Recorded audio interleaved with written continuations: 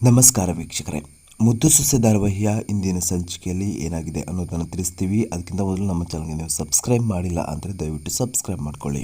ಅಜ್ಜಮ್ಮ ಸಾವಿತ್ರಿ ಮತ್ತು ಈಶ್ವರಿಗೆ ಸರಿಯಾಗಿ ಬೈತಾರೆ.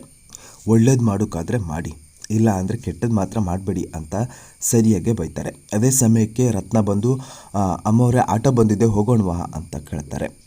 ಆಗ ಅಜ್ಜಮ್ಮ ಹೇಳ್ತಾರೆ, ಆಟೋದಲ್ಲಿ ಯಾರು ಹೋಗೋದು? ನಮ್ಮ ವಂಶದ ಕೂಡಿ ಆಟೋದಲ್ಲಿ ಹೋಗೋದಾ? ಕಾರಿದೆ, ಕಾರಲ್ಲಿ ಹೋಗೋಣ ಅಂತ ಅಜ್ಜಮ್ಮ ಹೇಳ್ತಾರೆ. ಲೇ ಚಂಪಿ, ಆ ಡ್ರೈವರ್ ಹತ್ರ ಕಾರ್ ತರೋದಕ್ಕೆ ಹೇಳು ಅಂತ ಹೇಳಿ ಅಜ್ಜಮ್ಮ ವಿದ್ಯಾನ ಕರ್ಕೊಂಡು ಹೋಗ್ತಾರೆ. ಆಗ ಸಾವಿತ್ರಿ ಮತ್ತು ಈಶ್ವರಿ ಮಾತನಾಡ್ತಿರ್ತಾರೆ. ಈಶ್ವರಿ ಹೇಳ್ತಾಳೆ, ವಂಶದ ಕೂಡಿ ಈ ಮನೆಗೇನಾದರೂ ಬಂದರೆ ನಿನ್ನಮ್ಮ ನಮಗೆ 3 ಕಾಸಿನ ಬೆಲೆ ಕೊಡೋದಿಲ್ಲ ಅಂತ ಈಶ್ವರಿ ಹೇಳ್ತಾಳೆ. ಹಾಸ್ಪಿಟ್ಲಲ್ಲಿ ವಿದ್ಯನಿಗೆ ಸ್ಕ್ಯಾನಿಂಗ್ಗೆ ಕರೀತಾರೆ. ಆಗ ಅಜ್ಜಮ್ಮ ಹೇಳ್ತಾರೆ, ನಾನು ಮೊದಲು ಹೋಗಿ ಇದನ್ನು ತೊಗೊಂಡು ಹೋಗಿ ಕೊಡ್ತೀನಿ, ಆಮೇಲೆ ನೀವು ಬನ್ನಿ ಅಂತ ಅಜ್ಜಮ್ಮ ಹೇಳ್ತಾರೆ. ಆಗ ವಿದ್ಯನ್ಗೆ ಸ್ವಲ್ಪ ಕನ್ಫ್ಯೂಸ್ ಆಗಿಬಿಡುತ್ತೆ, ಏನು ಮಾಡ್ತಾ ಇದ್ದಾರೆ ಅಜ್ಜಮ್ಮ ಅಂತ. ಅಜ್ಜಮ್ಮ ಹೋಗಿ ಡಾಕ್ಟ್ರ್ ಹತ್ರ ಮಾತಾಡ್ತಾರೆ. ಏನೇ ವಿಷಯ ಇದ್ರೂ ಕೂಡ ನನ್ನ ಹತ್ರ ಹೇಳಬೇಕು, ವಿದ್ಯನ ಹತ್ರ ಹೇಳೋದು ಬೇಡ ಅಂತ ಅಜ್ಜಮ್ಮ ಡಾಕ್ಟ್ರ್ ಹತ್ರ ರಿಕ್ವೆಸ್ಟ್ ಮಾಡ್ಕೋತಾರೆ. ಹಾಗೆ ಅವ್ರನ್ನ ಸ್ಕ್ಯಾನಿಂಗ್ ಕರ್ಕೊಬನ್ನಿ ಅಂತ ಡಾಕ್ಟರ್ ಹೇಳ್ತಾರೆ. ಡಾಕ್ಟರ್ ವಿದ್ಯನ್ಗೆ BP ಚೆಕ್ ಮಾಡಿ ಆಮೇಲೆ ಸ್ಕ್ಯಾನಿಂಗ್ ಮಾಡ್ತಾರೆ. ಸ್ಕ್ಯಾನಿಂಗ್ ಮಾಡ್ತಾ ಡಾಕ್ಟರ್ ಹೇಳ್ತಾರೆ, 2 ಬೆರಳನ್ನು ತೋರಿಸ್ತಾರೆ. ಆಗ ಅಜ್ಜಮ್ಮ ಏನು ಅಂತ ಕೇಳಿದಾಗ ಮತ್ತೆ 2 ಬೆರಳನ್ನು ತೋರಿಸ್ತಾರೆ. ಅಂದರೆ ಅವಳಿ ಜವಳಿ ಅಂತ ಡಾಕ್ಟರ್ ಹೇಳಿರ್ತಾರೆ. ಆಗ ಅಜ್ಜಮ್ಮನಿಗೆ ತುಂಬ ಖುಷಿ ಆಗ್ಬಿಡುತ್ತೆ. ಸ್ಕ್ಯಾನಿಂಗ್ ಎಲ್ಲ ಮುಗ್ದಾದ್ಮೇಲೆ ಡಾಕ್ಟರ್ ವಿದ್ಯನ ಹೊರಗಡೆ ಕೂತ್ಕೊಳ್ಳೋದಕ್ಕೆ ಹೇಳ್ತಾರೆ. ಹಾಗೆ ಅಜ್ಜಮ್ಮನ ಹತ್ರ ಹೇಳ್ತಾರೆ, ನಿಮ್ಮಮ್ಮವಳಿಗೆ ಅವಳಿ ಜವಳಿ ಮಕ್ಕಳಾಗಿದೆ ಅಂತ ಹೇಳ್ತಾರೆ. ಆಗ ಅಜ್ಜಮ್ಮನಿಗೆ ತುಂಬ ಖುಷಿ ಆಗುತ್ತೆ. ಅಂದಾಗೆ ನೀವು ನನಗೆ ಒಂದು ಸಹಾಯ ಮಾಡಬೇಕು, ಈ ಅವಳಿ ಜವಳಿ ವಿಚಾರವನ್ನು ಅವಳ ಹತ್ರ ನೀವು ಹೇಳಬಾರ್ದು ಅಂತ ಅಜ್ಜಮ್ಮ ಡಾಕ್ಟರ್ ಹತ್ರ ಹೇಳ್ತಾರೆ. ಆಗ ರತ್ನ ಕೇಳ್ತಾಳೆ, ಯಾಕಮ್ಮ ಅಂತ ಕೇಳ್ತಾರೆ. ಆಗ ಅಜ್ಜಿ ಹೇಳ್ತಾರೆ, ನಿನಗೆ ವಿಷಯವನ್ನು ಆಮೇಲೆ ಹೇಳ್ತೀನಿ ಅಂತ ಅಜ್ಜಮ್ಮ ಹೇಳ್ತಾರೆ. ಹಾಗೆ ಡಾಕ್ಟರ್ ಹತ್ರ ರಿಕ್ವೆಸ್ಟ್ ಮಾಡ್ಕೋತಾರೆ, ನೀವು ಮಗು ಆರೋಗ್ಯವಾಗಿದೆ ಅಂತ ಸತ್ಯನೇ ಹೇಳಿ, ಸುಳ್ಳು ಏನು ಹೇಳೋದು ಬೇಡ, ಆದರೆ ಅವಳಿ ಜವಳಿ ಅಂತ ಹೇಳೋ ವಿಷಯ ಬೇಡ ಅಂತ ಅಜ್ಜಮ್ಮ ಹೇಳ್ತಾರೆ. ಆಗ ಡಾಕ್ಟರ್ ಹೇಳ್ತಾರೆ, ನೀವು ನನಗೆ ತುಂಬ ವರ್ಷದಿಂದ ಪರಿಚಯ, ಇದ್ರ ಹಿಂದೆ ಏನೋ ಉದ್ದೇಶ ಇರಬೇಕು ಅಂತ ಡಾಕ್ಟರ್ ಹೇಳ್ತಾರೆ.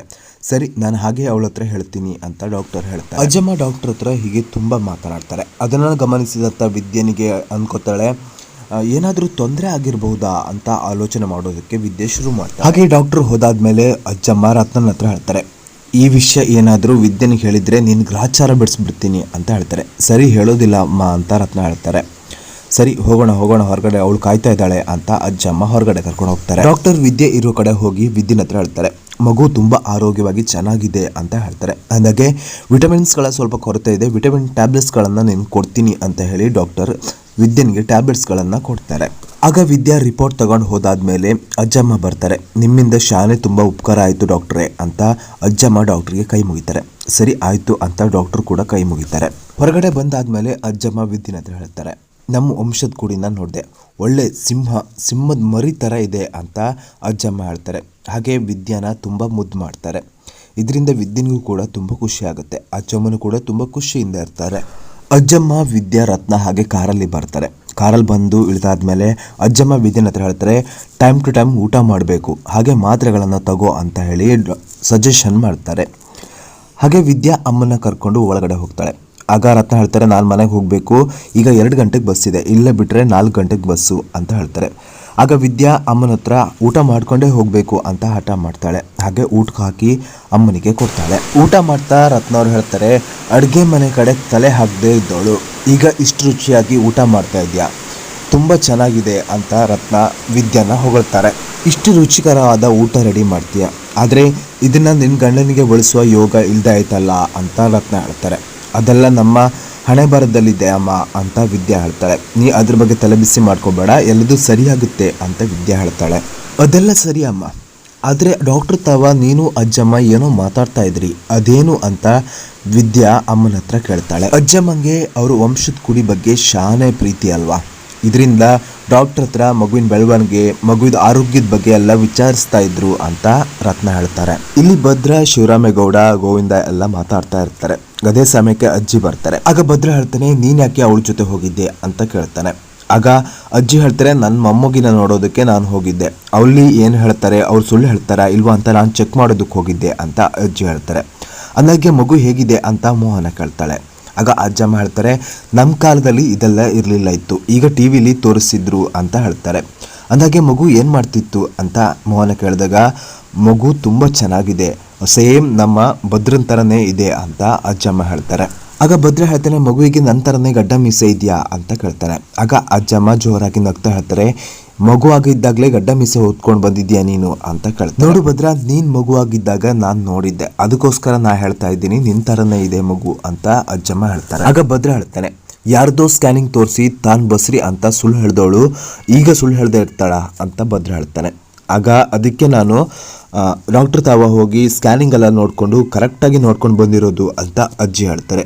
ಅಂದಾಗೆ ಮಗು ತುಂಬ ಚೆನ್ನಾಗಿದೆ ಅಂತ ಹೇಳ್ತಾರೆ. ಆಗ ಭದ್ರ ಹೇಳ್ತಾನೆ, ನನಗೆ ತುಂಬ ಕೆಲಸ ಇದೆ, ನಾನು ಹೋಗ್ತೀನಿ ಅಂತ ಹೇಳ್ತಾನೆ.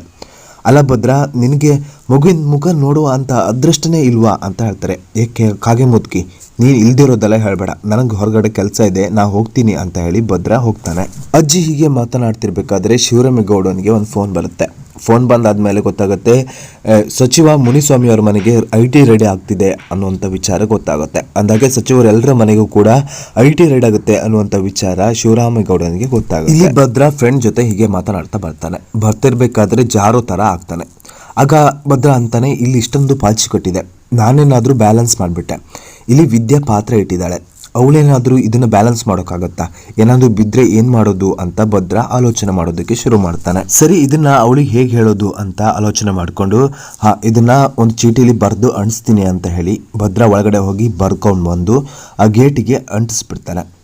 ಒಂದು ವೇಳೆ ಇದನ್ನು ಬಿದ್ದಾದ್ಮೇಲೆ ನೋಡಿದರೆ ಏನು ಮಾಡೋದು, ಅವಳ ಹತ್ರ ಹೋಗಿ ಹೇಳ್ತೀನಿ ಅಂತ ಹೋಗೋದಕ್ಕೆ ರೆಡಿ ಆಗ್ತಾನೆ. ಇದನ್ನ ಹೇಳೋದಕ್ಕೆ ಹೋದರೆ ನನ್ನ ಮೇಲೆ ಪ್ರೀತಿ ಇದೆ ಅಂತ ಅನ್ಕೋತಾಳೆ. ಬೇಡ ಬೇಡ, ಇದನ್ನೆಲ್ಲ ಹೇಳೋದು ಬೇಡ ಅಂತ ಭದ್ರ ಅನ್ಕೋತಾನೆ.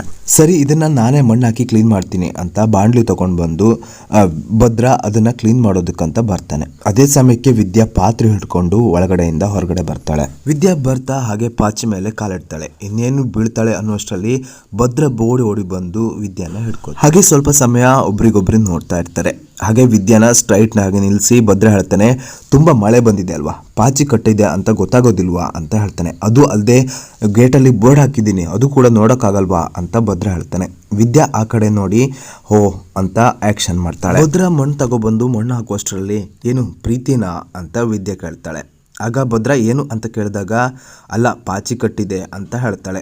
ಏನು ದೋಸೆ ಮುಚ್ಚಾಕದಂಗೆ ಮಚ್ಚಾಗ್ಬಿಟ್ಟೆಲ್ಲ ಅಂತ ಭದ್ರ ಹೇಳ್ತಾನೆ. ಹಾಗೆ ಪಾಚಿ ಮೇಲೆ ಮಣ್ಣೆಲ್ಲ ಹಾಕಿ ಭದ್ರ ಕ್ಲೀನ್ ಮಾಡ್ತಾ ಇರ್ತಾನೆ. ಇಲ್ಲಿ ಅಜ್ಜಮ್ಮ ಜೋಡಿ ಬಾಳೆನ್ನ ಹಿಡ್ಕೊಂಡು ನೋಡ್ತಾ ಇರ್ತಾರೆ. ಹಾಗೆ ನೋಡ್ತಾ ಆಲೋಚನೆ ಮಾಡ್ತಾರೆ, ನಾನು ಅಷ್ಟೆಲ್ಲ ಕಷ್ಟಪಟ್ಟು ನಿಮ್ಮಿಬ್ಬರನ್ನ ಒಂದು ಮಾಡಬೇಕು ಅಂತ ನೋಡಿದೆ, ಆದರೆ ನೀವಿಬ್ಬರು ಒಂದಾಗಲೇ ಇಲ್ಲ. ಈಗ ನೋಡು, ಅವಳಿ ಜವಳಿ ಮಕ್ಕಳನ್ನ ಇಟ್ಕೊಂಡು ನಾನು ನಿಮ್ಮನ್ನು ಹೇಗೆ ಆಟ ಆಡಿಸ್ತೀನಿ ಅಂತ. ಈ ಮಗುವಿನ ವಿಚಾರದಲ್ಲಾದ್ರೂ ಕೂಡ ನಿಮ್ಮನ್ನ ಒಂದ್ ಮಾಡಬೇಕು ಅಂತ ಅಜ್ಜಮ್ಮ ಜೋಡಿ ಬಾಳೆಯನ್ನ ಹಿಡ್ಕೊಂಡು ನೋಡ್ತಾ, ನಿಮ್ಗೆ ಅವಳಿ ಜವಳಿ ಮಕ್ಕಳಾಗಿದೆ ಅಂತ ನಿಮಗೆ ಗೊತ್ತಿಲ್ಲ, ನಾನು ಹೇಳೋದು ಇಲ್ಲ ಅಂತ ಅಜ್ಜಮ್ಮ ಆಲೋಚನೆ ಮಾಡ್ತಾ ಇರ್ತಾರೆ. ಹೀಗೆ ಚಂಪಾ ಇದನ್ನೆಲ್ಲ ಗಮನಿಸ್ಕೊಂಡು ಮೋಹನ್ ಹತ್ರ ಹೇಳ್ತಾಳೆ, ನೋಡಿ ಅಲ್ಲಿ ಅಜ್ಜಮ್ಮ ಜೋಡಿ ಬಾಳೆಹಣ್ಣು ಇಟ್ಕೊಂಡು ಏನೋ ಆಲೋಚನೆ ಮಾಡ್ತಾ ಇದ್ದಾರೆ ಅಂತ ಹೇಳ್ತಾರೆ. ಹಾಗೆ ಅಜ್ಜಮ್ಮ ಅವಳಿ ಮಕ್ಕಳ ವಿಚಾರದಲ್ಲಿ ಆಲೋಚನೆ ಮಾಡ್ತಾ ಇರ್ತಾರೆ. ಒಂದು ಈ ಕಡೆ ಖುಷಿಯಿಂದ ಹೋದ್ರೆ ಇನ್ನೊಂದು ಮುನಿಸ್ಕೊಂಡು ಅಳ್ತಾ ಇರ್ತದೆ. ಈ ರೀತಿಯಾಗಿ ಆಲೋಚನೆ ಮಾಡ್ತಾ ಇರ್ತಾರೆ. ಆಗ ಮೋಹನ ಅತ್ತೆ ಅಂತ ಕರೆದು ಏನ್ ವಿಚಾರ ನಮಗೂ ಕೂಡ ಹೇಳಿ ಅಂತ ಹೇಳ್ತಾರೆ. ಆಗ ಅಜ್ಜಮ್ಮ ಹೇಳ್ತಾರೆ, ಆಮೇಲೆ ಮುಂದೆ ಎಲ್ಲ ಗೊತ್ತಾಗುತ್ತೆ ನಿಮ್ಗೆ, ಅಲ್ಲಿ ತನಕ ಕಾಯಿರಿ ಅಂತ ಅಜ್ಜಮ್ಮ ಹೇಳ್ತಾರೆ. ಇಲ್ಲಿ ವಿದ್ಯಾ ಬಟ್ಟೆ ಬಚ್ಚಿ ಇಡ್ತಾ ಇರ್ತಾಳೆ. ಇಲ್ಲಿ ಮೊಬೈಲ್ ಅನ್ನ ಹಿಡ್ಕೊಂಡು ಭದ್ರ ನೋಡ್ತಾ ಇರ್ತಾನೆ. ಅದೇ ಸಮಯಕ್ಕೆ ಚಂಪಾ ಬರ್ತಾಳೆ. ಏನು ವಿದ್ಯಕ್ಕ ಏನು ಮಾಡ್ತಿದ್ಯಾ ಅಂತ ಕೇಳಿದಾಗ, ಬಟ್ಟೆ ಎಲ್ಲ ಮಡ್ಚಿಡ್ತಿದ್ದೀನಿ ಅಂತ ವಿದ್ಯಾ ಹೇಳ್ತಾಳೆ. ನೋಡು, ನೀನು ಬಸ್ರಿ, ಬಟ್ಟೆ ಒಗೆಯೋದು, ಬಟ್ಟೆ ಮಡ್ಚಿಡೋದು ಈ ಥರ ಎಲ್ಲ ಮಾಡೋದು ಬೇಡ ಅಂತ ಚಂಪಾ ಹೇಳ್ತಾಳೆ. ಅದನ್ನೆಲ್ಲ ನಾನೇ ಮಾಡ್ಕೊಡ್ತೀನಿ ಅಂತ ಹೇಳ್ತಾಳೆ. ನೋಡು ಬಸ್ರಿ ಹೆಂಗಸನ್ನು ಈ ಟೈಮಲ್ಲಿ ಈ ರೀತಿ ಮಾಡಬಾರ್ದು ಅಂತ ಚಂಪಾ ಹೇಳಿದ್ರು ಕೂಡ, ನಾನು ಈ ರೀತಿ ಬಗ್ಗೆ ಕೆಲಸ ಮಾಡಿದರೆ ಏನೂ ಆಗೋದಿಲ್ಲ, ಅದು ಅಲ್ಲದೆ ನಾರ್ಮಲ್ ಡೆಲಿವರಿ ಆಗುತ್ತೆ ಅಂತ ವಿದ್ಯಾ ಹೇಳ್ತಾಳೆ.